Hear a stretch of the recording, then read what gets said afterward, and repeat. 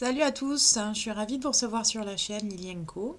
Alors, dernièrement, je vous ai fait une vidéo sur la libération de la parole grâce à la commission, par le biais de la commission de Sandrine Rousseau qui effectue des travaux parlementaires sur les conditions et les violences sexuelles et sexistes des femmes et des mineurs dans le secteur culturel et du spectacle vivant. Donc je vous avais fait un résumé de la première audition. J'avais prévu de vous faire une vidéo par audition et de vous synthétiser à chaque fois les auditions, sauf que là bon j'ai pris un peu de retard dans mon boulot, donc du coup ce que je vais faire c'est que je vais vous faire des résumés qui soient un peu plus petits, avec quand même les informations essentielles des trois dernières auditions de la commission. Donc la deuxième commission, elle a réuni donc Frédéric Oliven, Caroline Rugard, Carla Balivian du groupe de protection sociale Audience, donc qui ont été auditionnés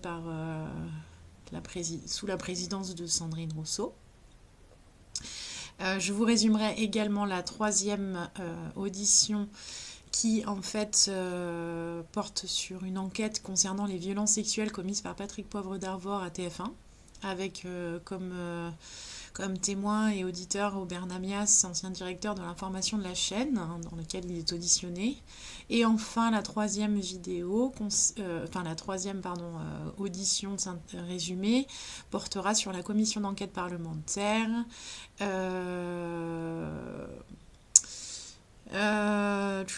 Qui entendra le groupe Canal+, donc l'acteur majeur du cinéma et de l'audiovisuel français, qui va présenter ses actions de prévention et de gestion des situations de violences sexistes et sexuelles, tant en interne qu'en externe.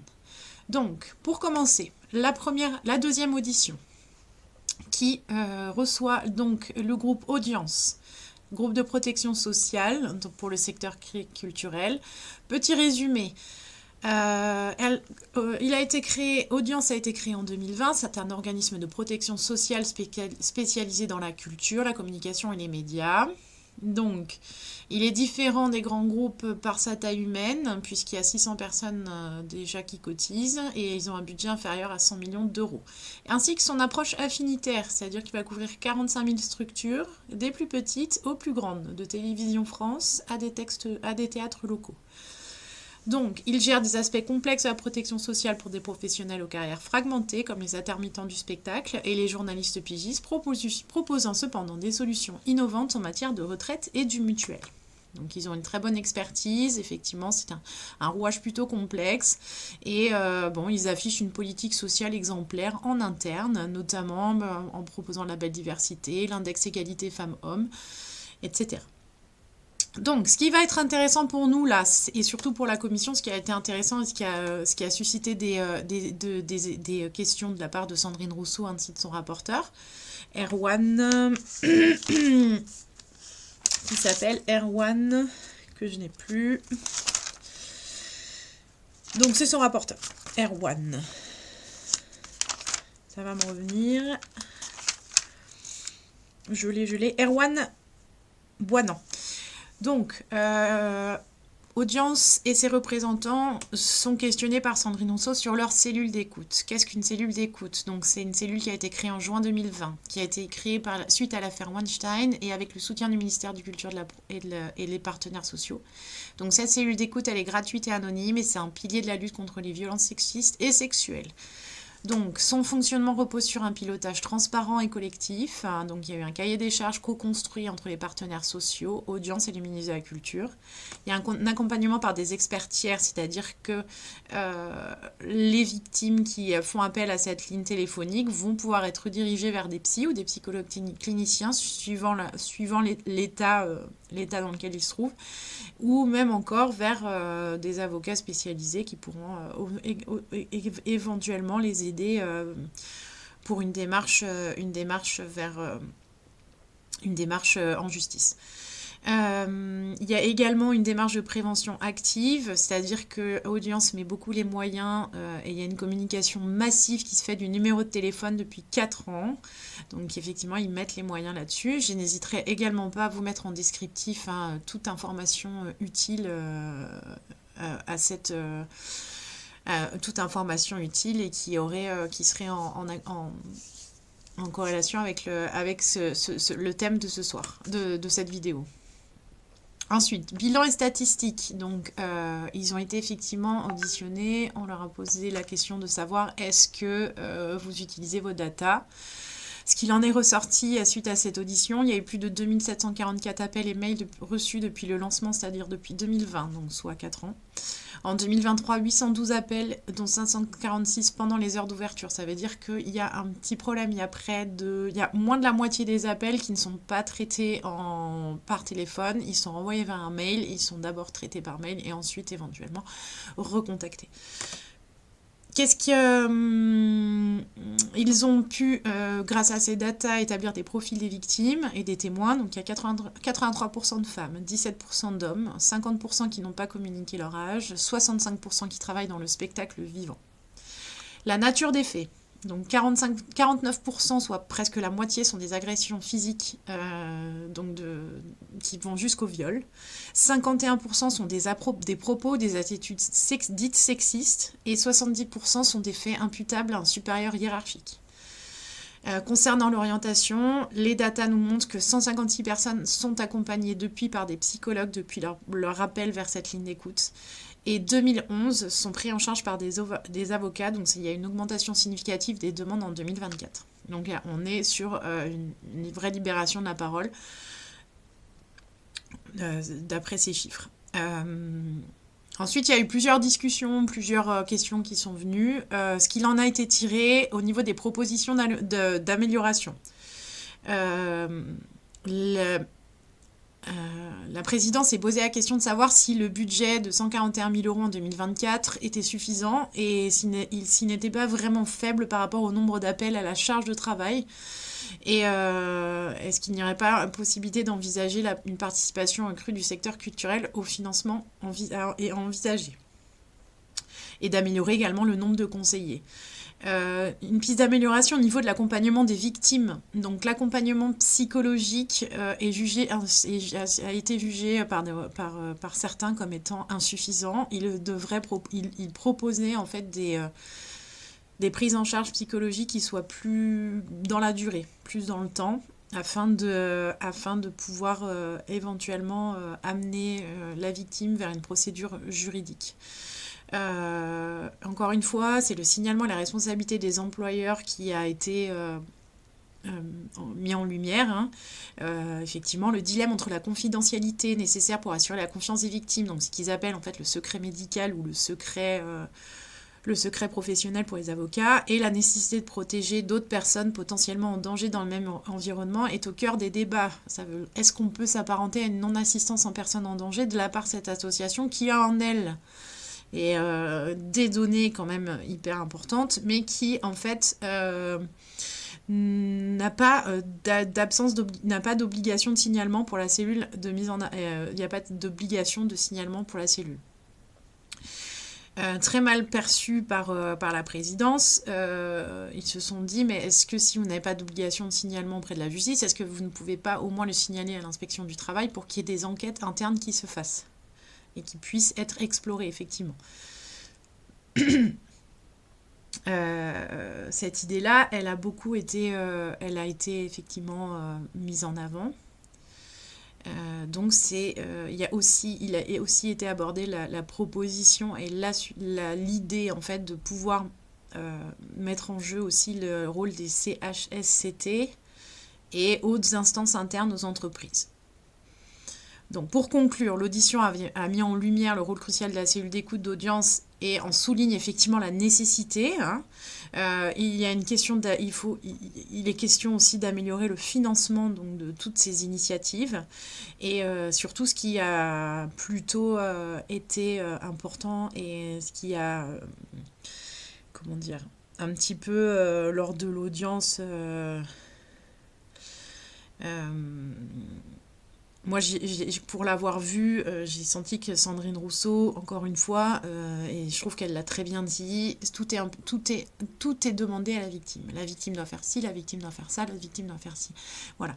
Elle imaginait que par cette initiative de cellule d'écoute, au-delà d'un accompagnement qui soit psychologique et juridique, elle espérait en fait que Audience puisse de façon indépendante, faire des démarches pour soulager la victime, hein, qui des fois ont effectivement peur de se libérer de leurs paroles. Et je trouve qu'elle a bien mis en relief le fait qu'effectivement, il fallait encore une fois responsabiliser les employeurs. Et elle s'est dit que peut-être en faisant apparaître, en mettant pareil, dans le coup l'inspection du travail, c'était une façon finalement de le faire. Et elle n'a pas aussi du coup écarté la possibilité des pistes législatives pour renforcer le rôle de la cellule, hein, et de pouvoir éventuellement apporter des modifications à des textes. Donc ça, c'est la deuxième commission sur audience. La troisième commission qui porte sur l'enquête qui concerne les violences sexuelles commises par Patrick Poivre d'Arvor à TF1 n'a pas, en fait, Monsieur Poivre d'Arvor n'était pas présent, mais par contre, il était question de Romer Namias, donc ancien directeur de l'information de la chaîne, et qui a été auditionné. Alors, il faut savoir qu'il est obligé de jurer devant l'audition, de dire la vérité, strictement toute la vérité, hein.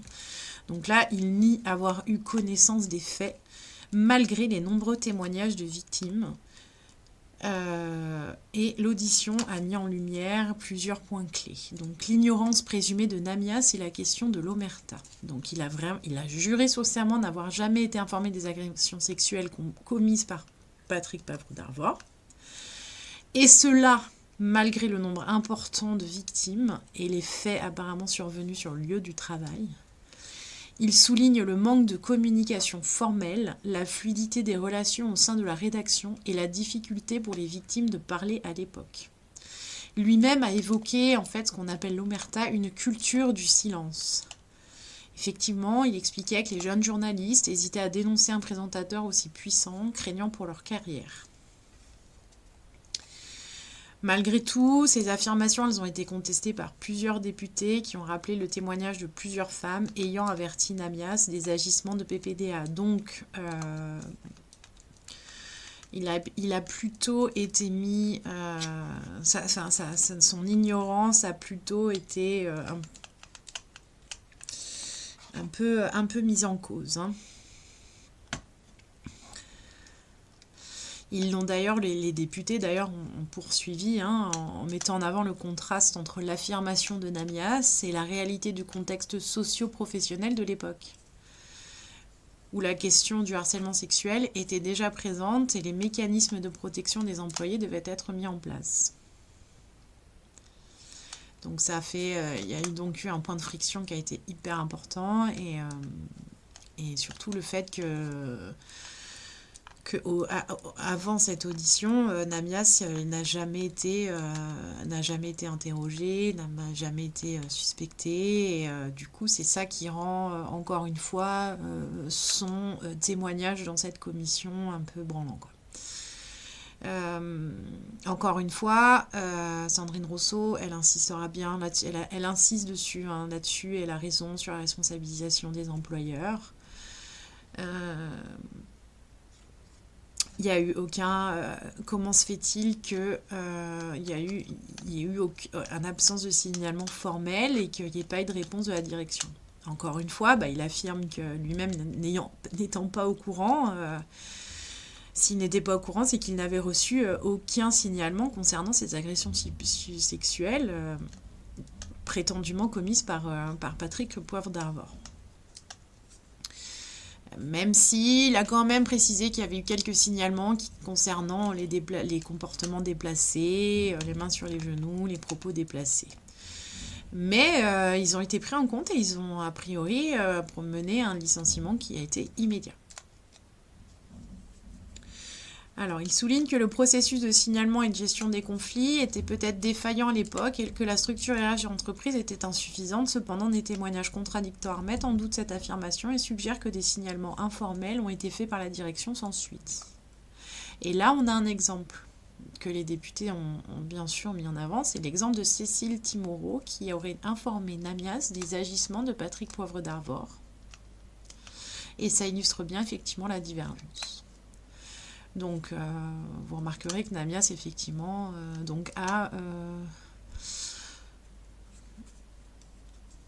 a expliqué le fait que ce problème n'ait pas été traité au sein de TF1 sous couvert de génération omerta, de structures ressources humaines qui ne seraient pas donc en mesure de gérer un tel problème.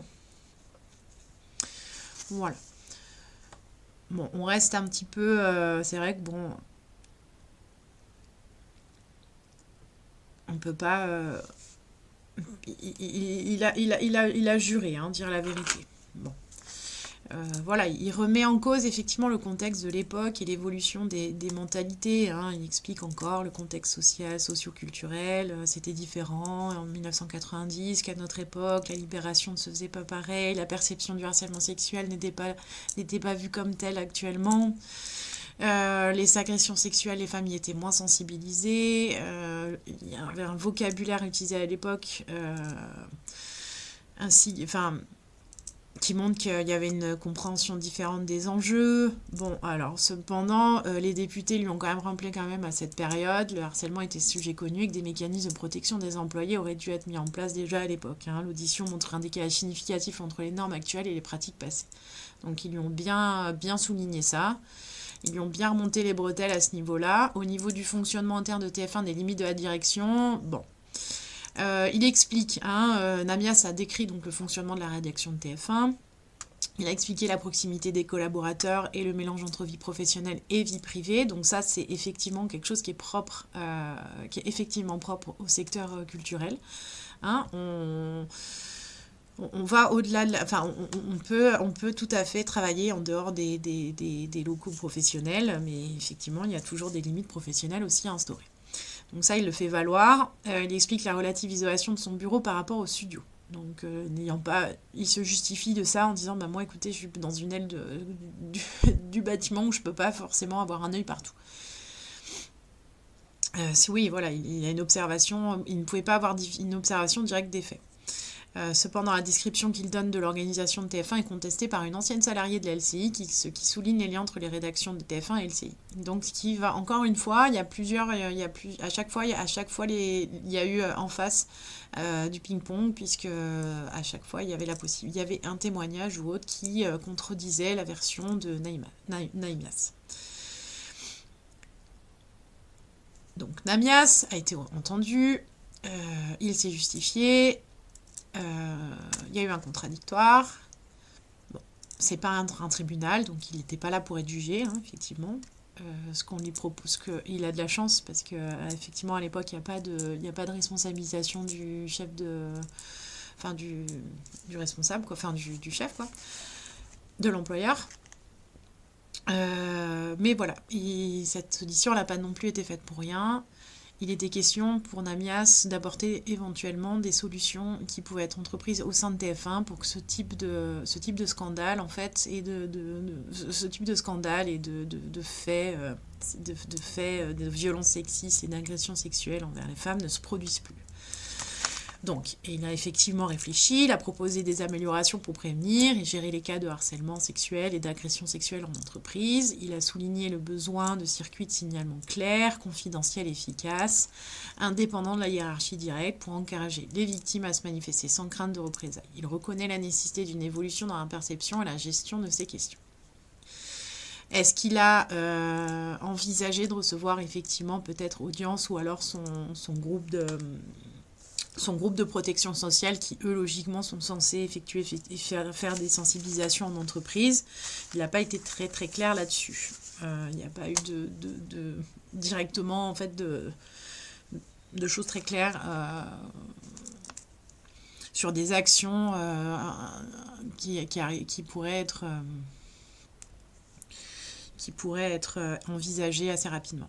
Donc en résumé, l'audience, elle a mis en lumière donc un décalage qui est important entre l'affirmation de Namias de ne rien savoir et les multiples témoignages des victimes. L'enquête visait à comprendre comment un tel comportement a pu perdurer aussi longtemps à TF1 et à identifier les failles du système de gestion des ressources humaines et de prévention des violences sexuelles. L'audition soulève des questions importantes sur la responsabilité de la direction face à une culture du silence et la nécessité d'une meilleure protection des salariés. Voilà ce qu'il en était de la troisième vidéo de la commission de Sandrine Rousseau.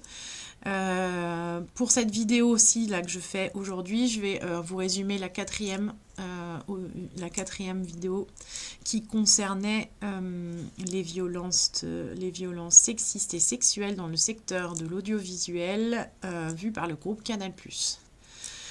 Donc, le groupe Canal+, je ne vous l'explique plus, hein, c'est un groupe audiovisuel, acteur majeur du cinéma et de l'audiovisuel français.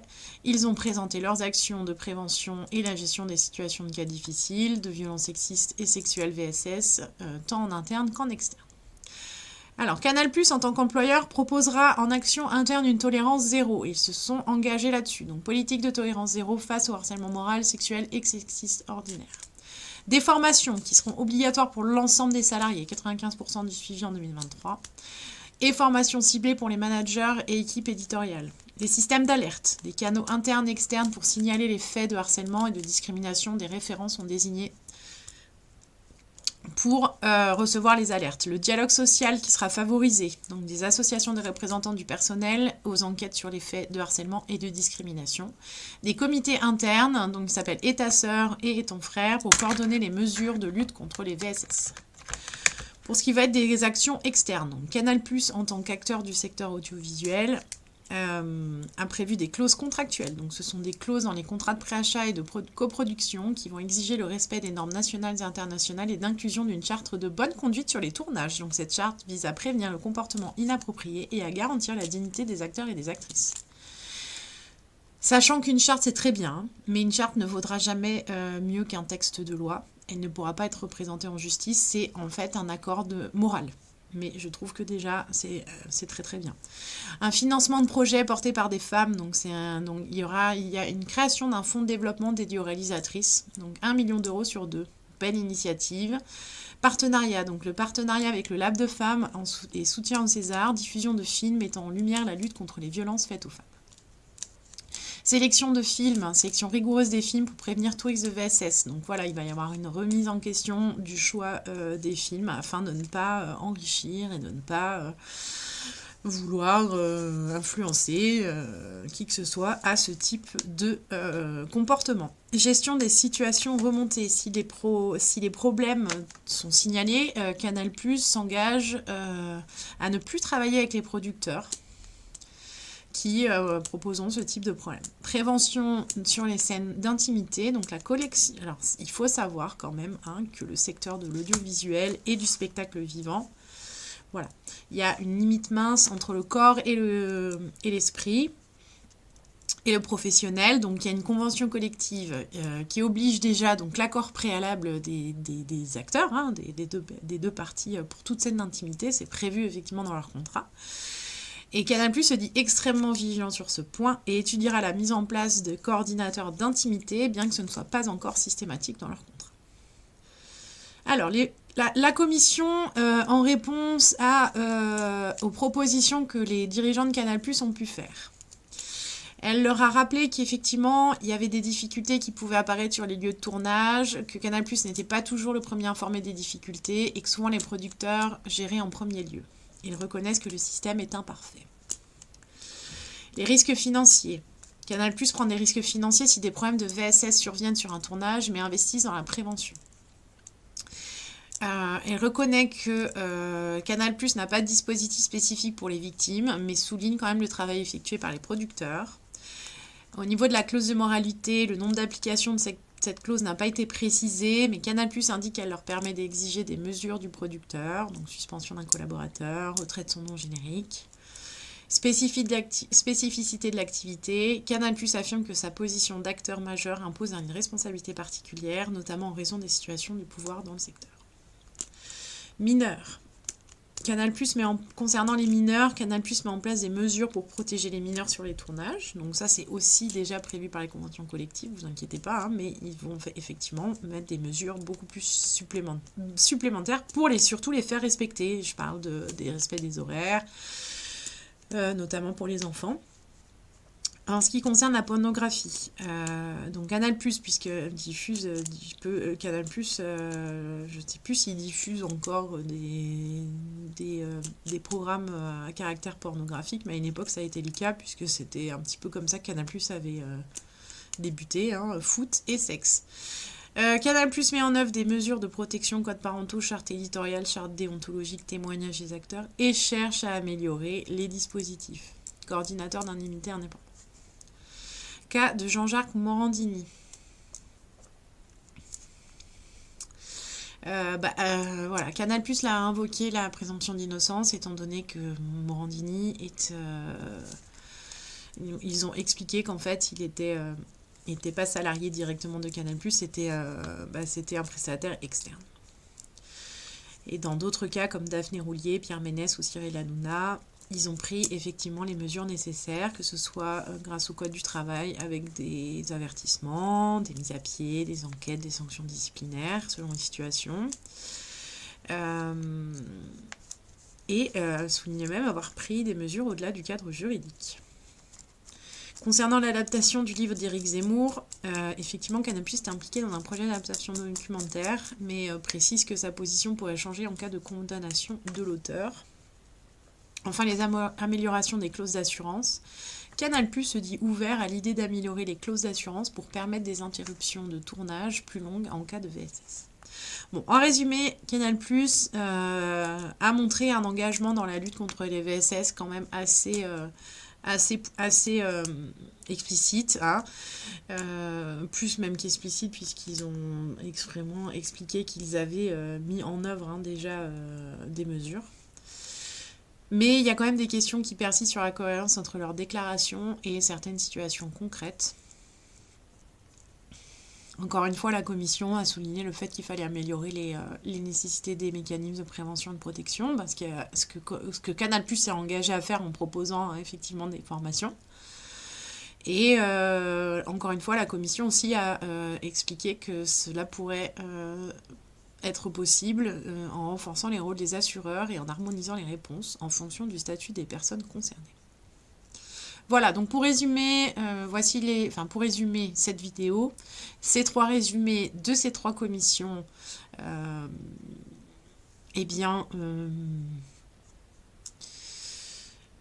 proposent quand même des pistes de travail et de réflexion parlementaire qui sont hyper chouettes. Sandrine Rousseau et sa présidence ont l'air